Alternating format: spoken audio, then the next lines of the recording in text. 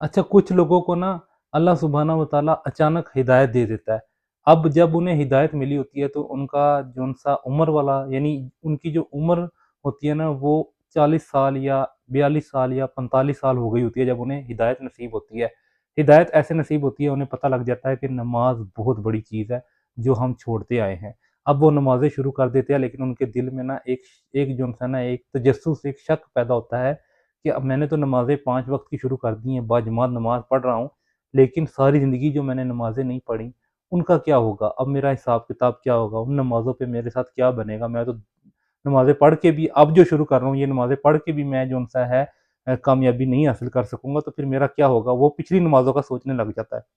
तो उन नमाज़ों का क्या होगा? क़ज़ाए उमरी एक टर्म बनाई हुई है मुख्तलिफ़ मसालिक के लोगों ने, तो उन नमाज़ों का क्या होगा? इसका जवाब मैं आप लोगों को मौलाना इसहाक़ रहिमहुल्लाह ताला की ज़ुबानी सुनाता हूँ, तो ये देखें। क़ज़ा और उमरी नमाज़ों की शरई हकीकत क्या है? ये क़ज़ा और उमरी लोगों ने एक ईजाद की है कि जो बालिग़ होने के बाद नमाज़ें छूट गई ना, अब अगर तौबा नसीब हो गई है, अल्लाह की तरफ आ गए तो कहते हैं वो पिछली पढ़नी चाहिए।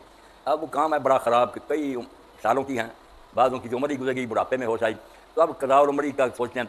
उसके लिए फिर एक हीला गाड़ लिया बाद लोगों ने, उसको भी क़ज़ा उमरी कहते हैं कि रमज़ान शरीफ का आखिरी जुमा हो ना, उस दिन फिर 20 रकअतें पढ़ते हैं, 17 रकअतें फ़र्ज़ों की, 3 वितर, और कहते हैं 5 नमाज़ों की भी हमने 17 पढ़ ली, 3 वितर भी, ये उम्र भर की नमाज़ें क़ज़ा हो फ़रार है।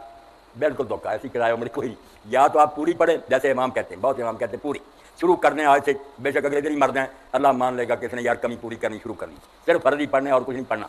2 फज्र, 4 ज़ोहर, 4 असर, 3 मगरिब, 4 इशा, हर नमाज के साथ। और अगर और आसान करना है तो इमाम शाफ़ी रहमतुल्लाह वाली बात कि आप सुन्नतें छोड़ दें, आप वितर छोड़ दें, ये सारी बात की बातें हैं जब फ़र्ज़ पूरे हो जाएंगे। जो नमाज शुरू करें ना उसके साथ जो सुनते हैं वो सुनते समझ करना पड़े। 4 ज़ोहर से पहले पढ़ते फरमाया, नियत कर लो कि जो ज़ोहर छूटी थी ना कोई, वो पढ़, हर नमाज के साथ एक एक पढ़नी शुरू कर दो। जब तसल्ली हो जाएगी ना 8-10 साल में कि अब कुछ बढ़ ही गई होंगी, कम नहीं रही, छोड़ दो। ये क़ज़ा उमरियत सही अगर करनी, और बेहतर बात है इब्न तैमिया रहमतुल्लाह अलैह की, इब्न हज़म की, कि जो गुजर गई ना, अल्लाह इतना सख्तगीर नहीं ना, वो सूद लेता।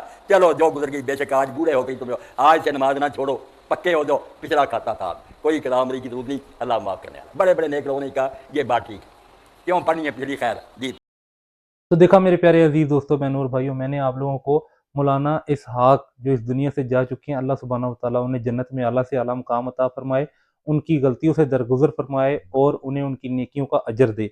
हर इंसान में बहुत सारी गलतियाँ होती हैं, अल्लाह सुब्हानहू व तआला ने उन पे पर्दा डाला होता है।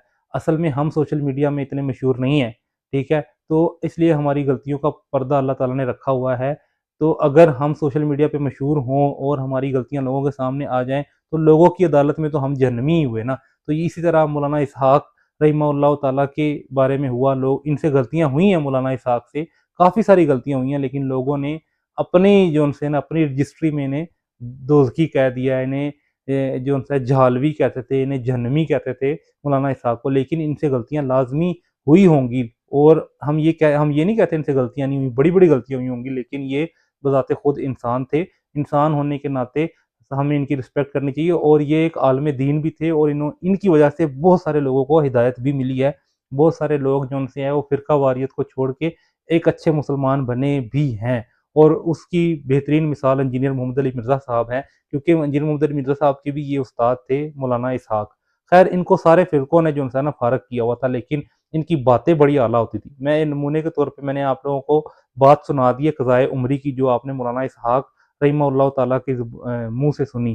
तो मेरे प्यारे अज़ीज़ दोस्तों, बहनों और भाइयों, बात भी ऐसे ही है।